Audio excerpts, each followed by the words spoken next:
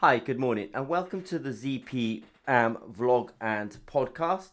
So we like to do this. It's not the vlog and podcast, ZP Developer Zone, and we like to do this. I say once a week, but in fact we started to do this twice a week now. So today's a shorter one, and we tend to do a second one on a Sunday, answering questions from people who have a sort of technical question. So we tend to do it twice a week, and the reason we do it twice a week these days is just because things are busy and there's a lot of questions. Now this one is a little bit of a shorter one, so I will essentially jump straight into it, try and keep it nice and efficient, only 2 questions. One of the questions is around whether we can cap off gold with SAM layers, self-assembled monolayers, and I'll address the other question as well. It's probably worth just saying that a lot of what we do these days at ZP, and we talk a lot about this Sense-it-all platform. So Sense-it-all really is part of our kind of philosophy of lean startups. So if people really want to develop technologies and products, we have a platform that actually allows them to do that really quite quickly. So everything we do, even if we talk about sort of screen printed electrodes at ZP, is really aimed at, even if you're an academic, we're still thinking that one day that technology has to leave your lab and actually end up on the market. So the whole company is kind of based around that, philosophy. And it doesn't just mean startups. It could also mean companies that are already established but actually want to sort of develop new revenue streams. So we do have a webinar on the Sense-it-all platform on the 24th of January. If you see a link jump up, I'll put the link underneath the video. We also do corporate and consulting workshops. So we are having a workshop on I think it's the 4th and 5th of March in Norway on wearables and IVDs. So that is something. So there will be a contact us button in a minute, and you'll be able to use that. In fact, there it is. And I'll put that underneath the website as well. So there's a free webinar rather on the 24th of January that's worth attending.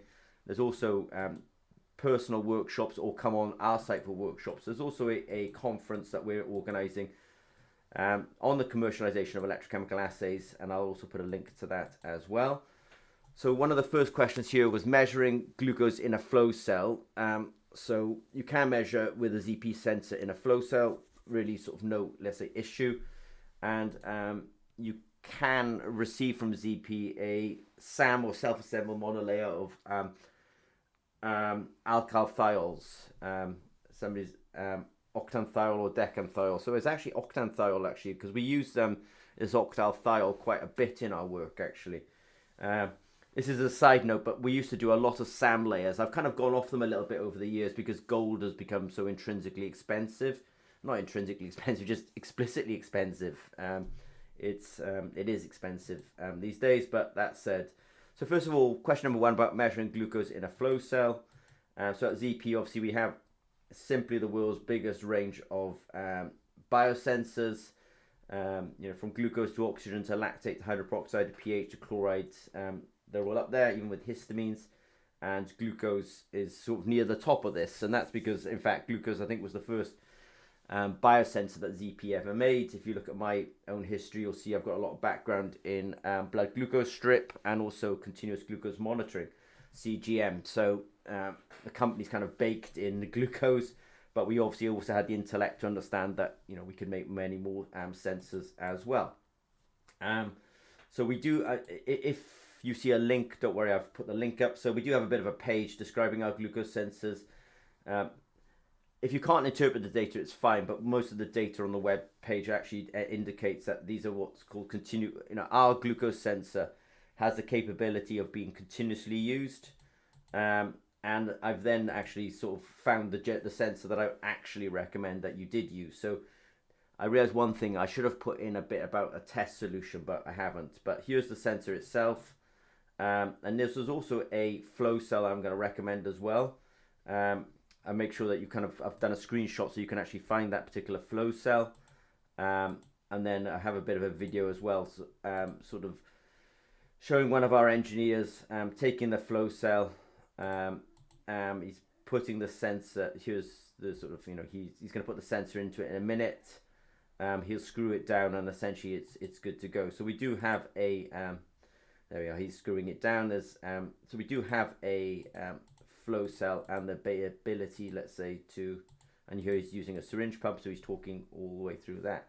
So the quick answer to a question is you can use ZP glucose sensors with a flow cell. I've identified the particular sensor that you want to use. I'll put the link underneath the video. And there's also a particular flow cell that you should use. And I've also got to put a link underneath the video on that as well. And on that page, you'll also find a bit of a short video about this. I've labeled this one alkyl-thiol capped gold electrodes. So this is putting self-assembled monolayers onto gold electrodes. It's so interesting actually that you put octyl-thiol and decyl-thiol as I missed that, but in fact it is octyl-thiol that we tend to use. It's a bit of a classic. So we've always had on our website, even pre-COVID-19, self-assembled monolayer sensors. You'll see on our website, if you navigate to a link that I'll put in a minute, that we have a self-assembled monolayer sensor which is biotinolated. But I understand you don't want the biotinolation. You don't want to do something with it. You just want the octyl-thiol on the surface. So that's, to be frank, quite straightforward. And I've put a bit of a landing page and a bit of a link to that as well. I know I said I was going to be a bit shorter this week. Question number one, I've identified the glucose sensor that you want, and I've also identified the flow cell that you want. I've also given you some links to those two things.